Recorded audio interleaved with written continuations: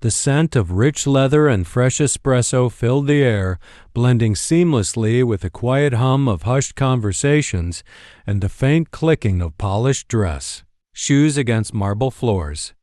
The showroom gleamed under soft, recessed lighting, showcasing sleek sports cars and luxury sedans with price tags that could buy a house. Ethan Carter stepped inside, dressed in nothing more than a plain polo, a well-worn pair of jeans, and sneakers that had seen better days. He wasn't in a rush. He wasn't here to impress. He was here for one reason: to see who his employees really were when they thought no one was watching. He had built Carter Automotive Group from the ground up, transforming a struggling used car lot in Dallas, Texas, into one of the most successful luxury dealership chains in the country. But despite his wealth, despite his empire, Ethan had never forgotten where he came from. He had seen how money changed the way people were treated, and he refused to let his business be a place where a suit determined a person's worth. So every now and then, he tested them. He stepped toward a sleek silver coupe, running a hand over the smooth surface. The salesman nearby barely glanced at him. A younger rep in a tailored navy suit gave him a once-over, scoffed under his breath, and turned away, moving toward a couple stepping out of a brand-new Range Rover. Ethan exhaled slowly, amused at first. He had seen this before.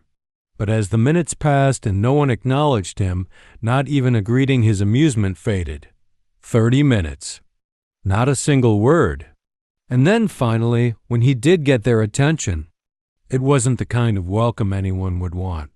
Ethan shifted his weight, folding his arms as he watched the scene unfold.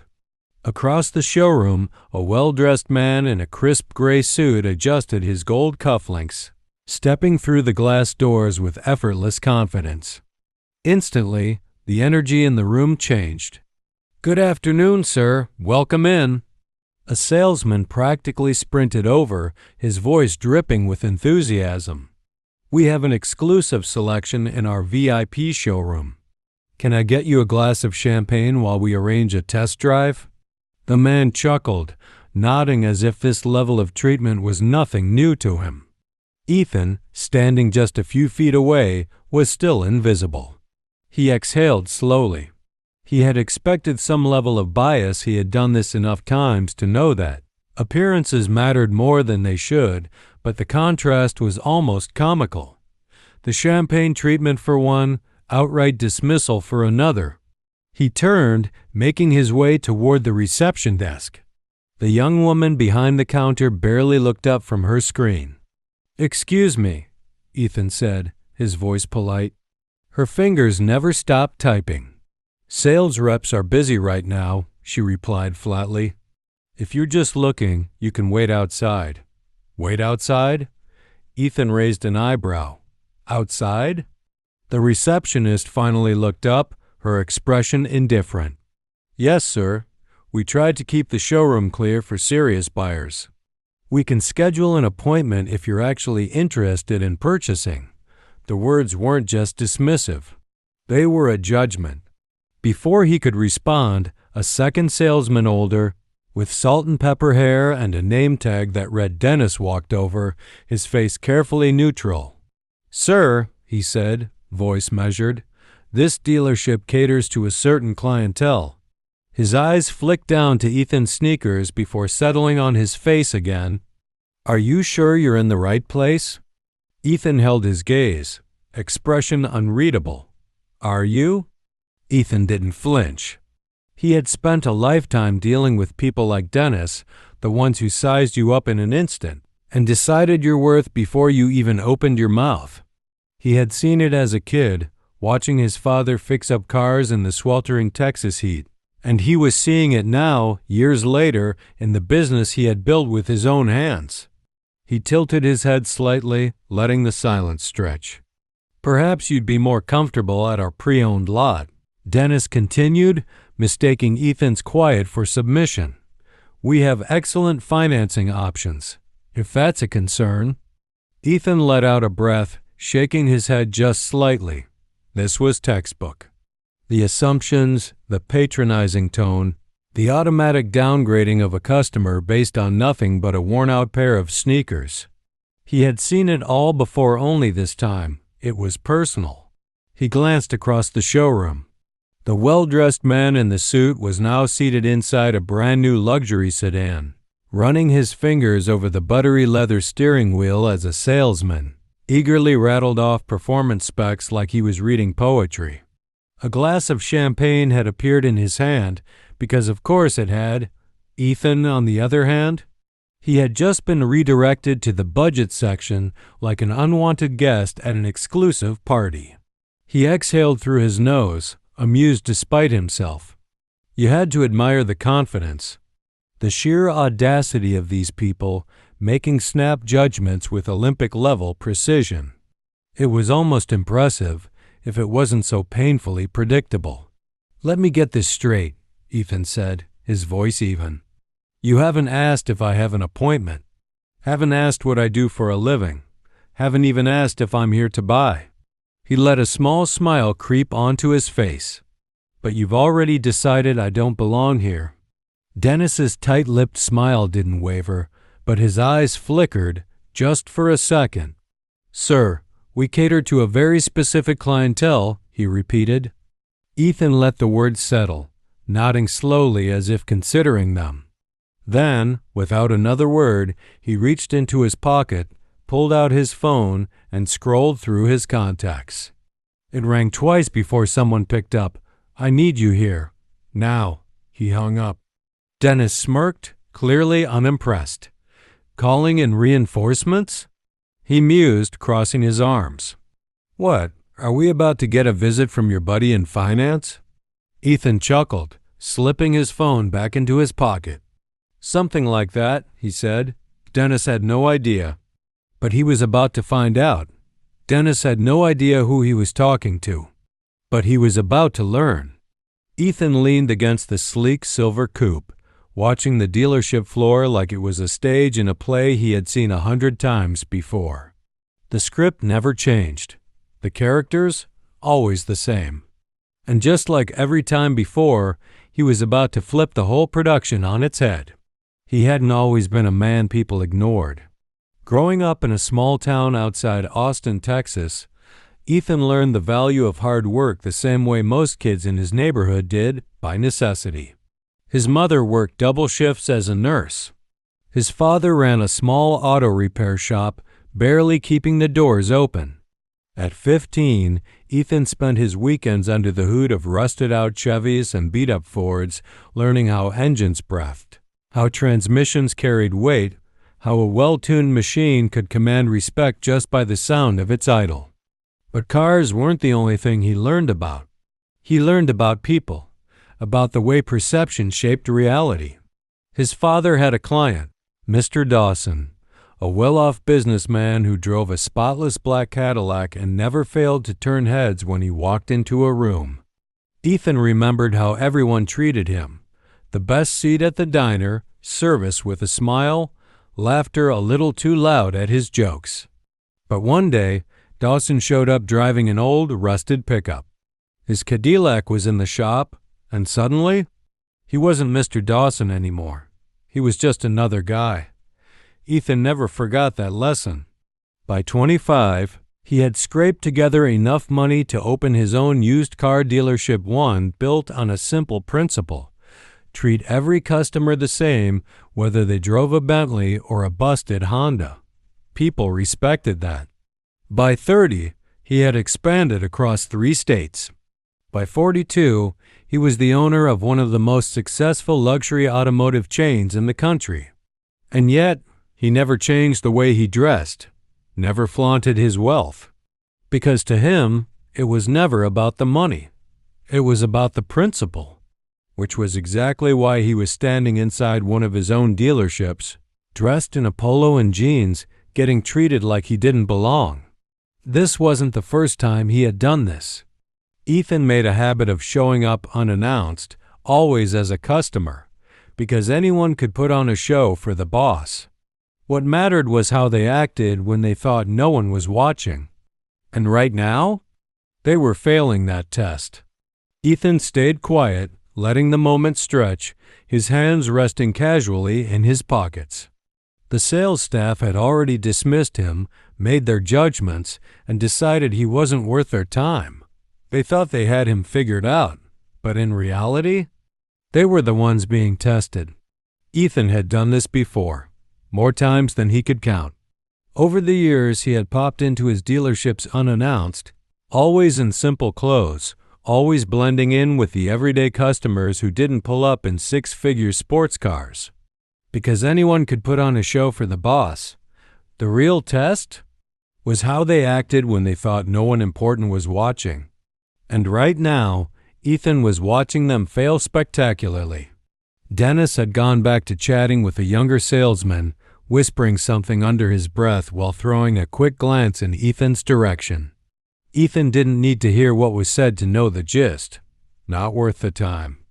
A few feet away, the well-dressed customer VIP treatment guy was still sipping his champagne, nodding along as a salesman practically polished his shoes with compliments.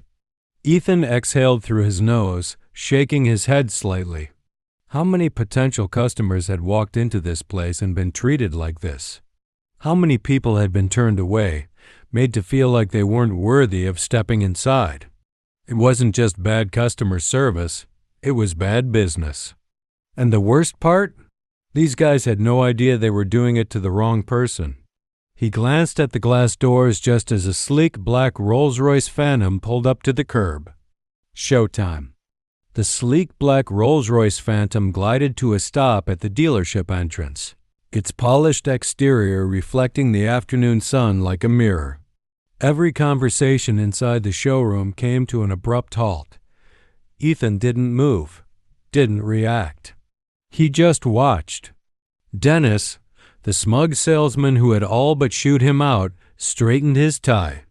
The receptionist, who had barely glanced up when Ethan had spoken earlier, suddenly looked wide-eyed and alert. The younger salesman who had whispered about serious buyers was now stiff as a board. This was their moment of realization. The driver's door opened, and a sharply dressed man stepped out, Logan Barrett, the regional manager. A man whose presence carried enough weight to make sales teams across multiple states sit up a little straighter. He adjusted his cufflinks, scanning the room before pushing through the glass doors with purpose. The click of his Italian leather shoes against the marble floor echoed in the silent showroom. Dennis immediately perked up, stepping forward with an eager smile. "Good afternoon, sir. Welcome to Carter Luxury Auto. How can we assist you today?" Logan ignored him. Instead, his gaze locked directly onto Ethan, and then he smiled. "Mr. Carter," Logan greeted, his voice respectful. "Apologies for the delay." A ripple of confusion spread through the staff. Dennis took a step back, his eyes darting between Ethan and Logan, his brain clearly working overtime to piece together what was happening. Mr. Carter?" Dennis stammered, his confidence evaporating like morning dew under the Texas sun. Ethan finally pushed off the car, tilting his head slightly. "That's right, Dennis, Mr. Carter." The silence that followed was delicious. And for the first time all afternoon, the sales team realized they had made a massive mistake. Dennis looked like he had swallowed a brick. His eyes flickered between Ethan and Logan, his mouth opening and closing like a fish out of water. The younger salesman, the one who had whispered about serious buyers, had gone completely pale. The receptionist? She had suddenly found great interest in her keyboard, looking anywhere but at Ethan. The entire energy of the room had shifted. Ethan let the silence stretch, watching them squirm. The same people who had dismissed him, ignored him, and sent him toward the pre-owned lot were now standing there, frozen, realizing that the man they had treated like a nobody was in fact their boss.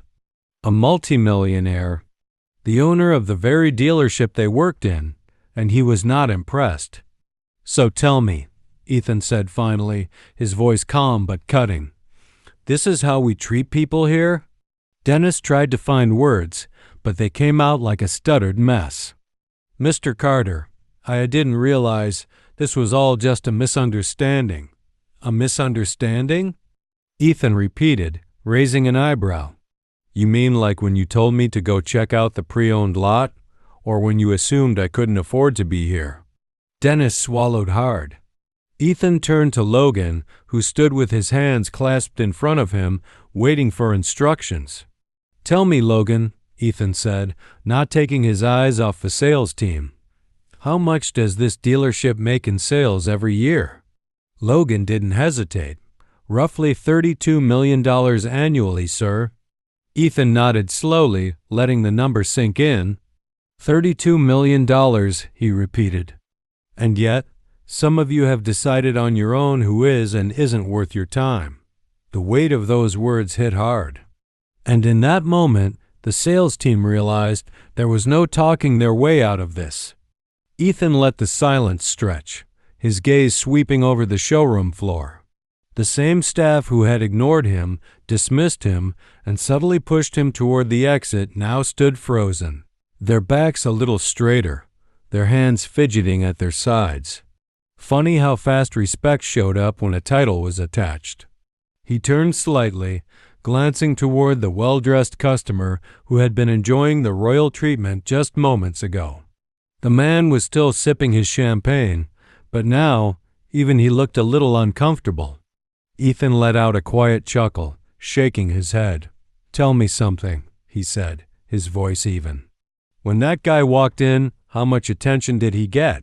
No one answered. Ethan shifted his eyes back to the group in front of him. "And how much attention did I get?" Dennis opened his mouth, probably to attempt some last-minute damage control, but Ethan wasn't interested. "You see, here's the problem," he continued. "You assumed. You looked at me, saw an old pair of sneakers and a simple polo, and you decided I wasn't worth your time." His voice was still calm, but there was an edge now, sharp enough to cut through whatever flimsy excuses they were scrambling to put together. "But let's say I wasn't me," Ethan went on, gesturing around the room. "Let's say I really was just another customer. Maybe I walked in looking to spend $500,000 today. Maybe I wasn't.